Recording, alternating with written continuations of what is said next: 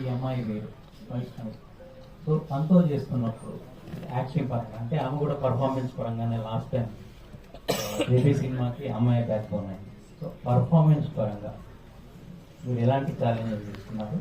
సిద్ధుతో చేసినప్పుడు మీరు ఎలా తీసుకున్నారు ఆ ఛాలెంజ్?